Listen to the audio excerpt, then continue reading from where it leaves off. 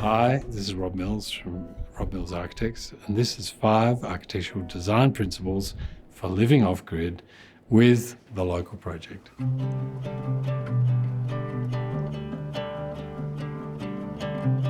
There is a perception that living off-grid means you have to sacrifice. That's actually not true.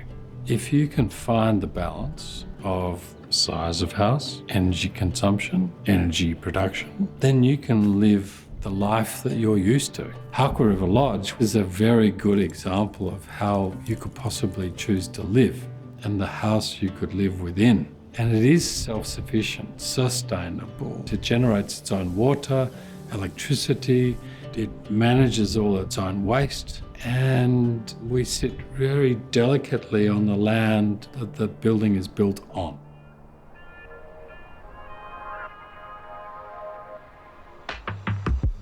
I know as an architect that if I can emulate the quality of the air we breathe in an undercover outdoor terrace inside, then I've really nailed it.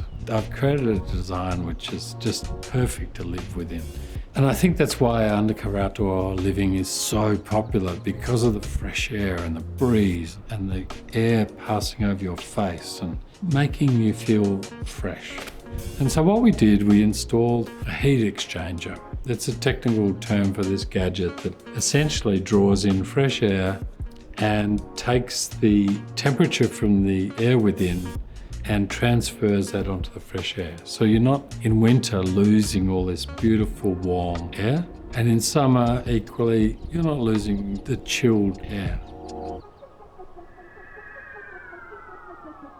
The second architectural design principle to living off-grid is thermal insulation.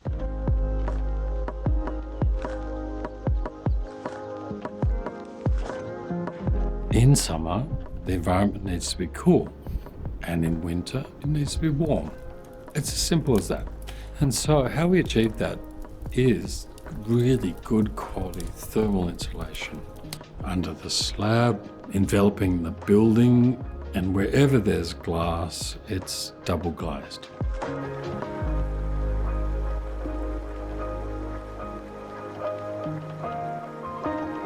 We have an abundance of water because we harvest the rainwater and we live with it day to day. And there's no sign of us ever running out of water. So we have an abundance of fresh drinking water to live with, and it's a beautiful water to live with. In addition, we drove a bore down 75 meters to harvest the groundwater that exists, that comes from natural springs. And so the lawn and the building are watered by bore water, and that's part of our fire preparation. In the event of a fire, all of the sprinkler systems are activated, and with luck, this building will survive our bushfire.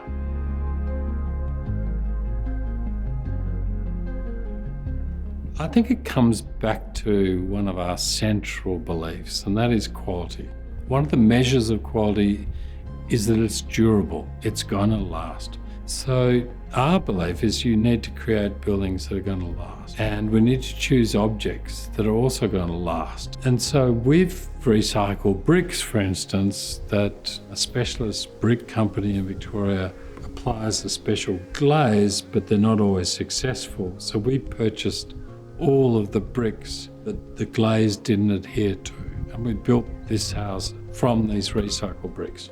We furnished it with recycled furniture, but it's all of a very, very high quality. And we went to the sales and people didn't want this furniture, and we had the confidence to purchase it and dress our house with it and give it new life. And each bathroom in Howqua River Lodge is lined with a different stone, and that's because we used up the leftovers, which no one wanted.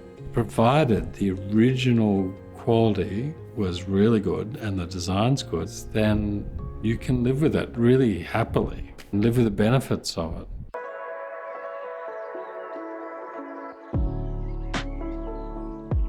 The fifth principle is energy efficiency. What makes an off-grid home energy efficient is harnessing the energy that you create.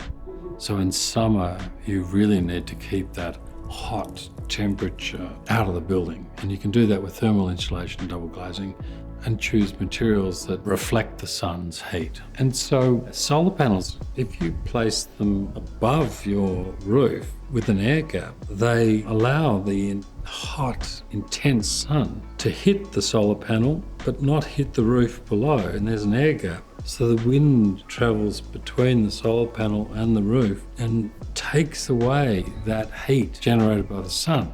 It's a form of thermal insulation, but it also generates electricity. I think the key to all buildings, doesn't matter whether it's off-grid or on-grid or wherever it is to build a house that's not too big. The bigger it is, the more resources you need to heat it in winter and cool it in summer. The more energy you require. Build a dual box, not a big box.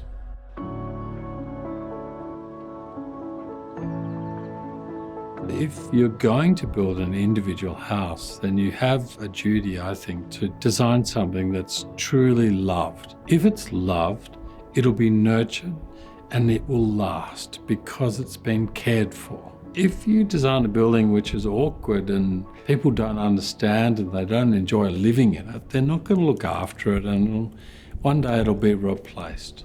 My hope is that I can guide them towards building something that's sustainable, self-sufficient, bushfire, prepared, has all of those key ingredients that allows the building to live on for a sustainable length of time.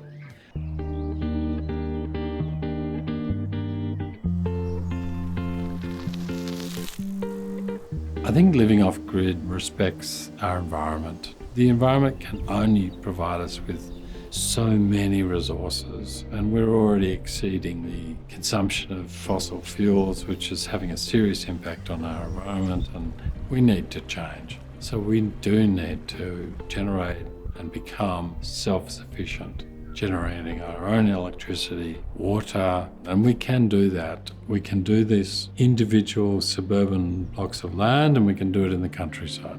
It's available to all of us. We have the choice.